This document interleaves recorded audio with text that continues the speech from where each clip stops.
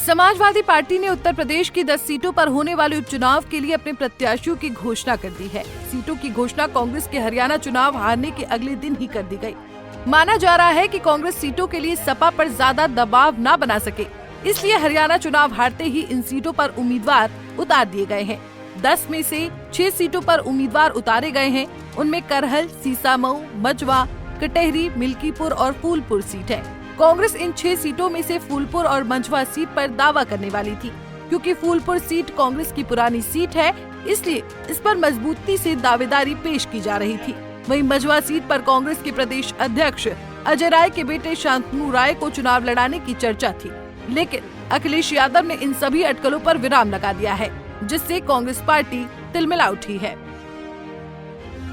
जो चीजें आई हमारा अनुरूप नहीं, हमारे कार्यकर्ताओं ने काम किया, मेहनत किया, परिश्रम किया। निश्चित तौर से आगे हम जो कमियां रह गई उसको ठीक करेंगे।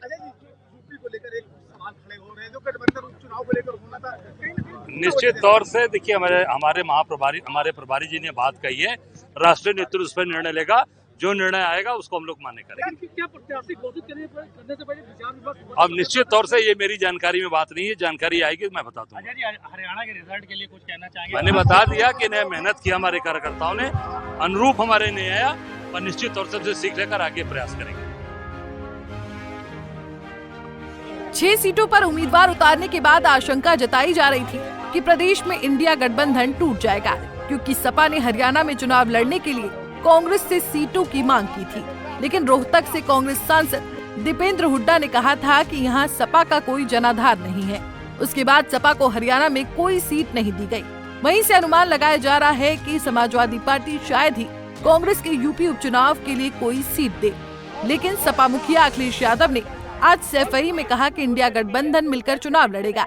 अखिलेश की ये बातें कितनी सच साबित होंगी, ये आने वाला वक्त बताएगा। विधानसभा उपचुनाव है, 10 सीटों पर समाजवादी पार्टी ने 5 प्रत्याशी, आज कांग्रेस का गठबंधन कहाँ देख रहे हैं? आज समय नहीं है उस पर चर्चा करने का, लेकिन इंडिया गठबंधन समाजवादी पार्टी और कांग्रेस का गठबंधन रहेगा। सर, हरियाणा इलेक्शंस को कैसे देखते हैं? हरियाणा कश्मीर में अब उस पर चर्चा अभी न की जाए तो ठीक है, लेकिन वहीं इस पूरे मामले पर यूपी कांग्रेस के प्रदेश प्रभारी अवनीश पांडे ने कहा कि सपा ने उम्मीदवारों की घोषणा की है, उसकी जानकारी कांग्रेस को नहीं है, न ही इंडिया गठबंधन की समन्वय समिति को।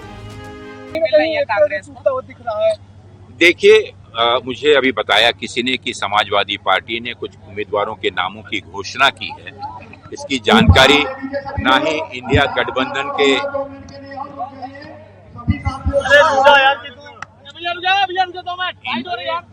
ना ही अरे रुक जाओ कहीं तो।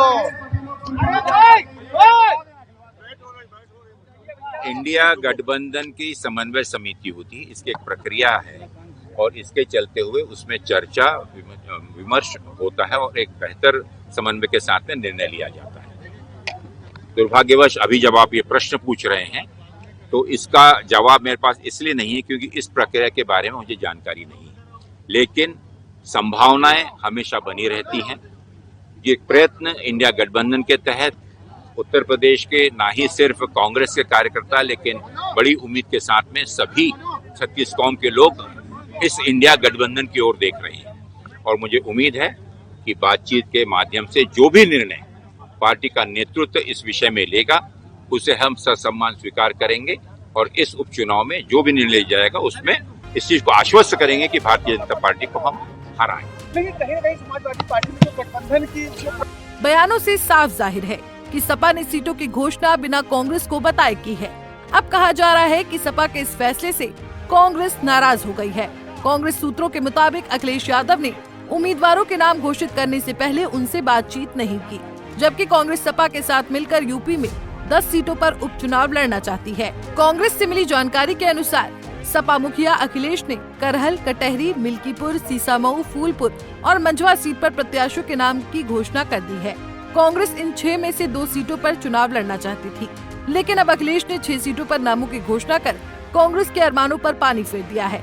कहा यह भी जा रहा है कि आने वाले दिनों में अखिलेश कुंदरकी और मीरापुर सीट पर भी प्रत्याशी घोषित करेंगे। कांग्रेस के लिए सपा सिर्फ गाजियाबाद सदर सीट छोड़ने के मूड में है।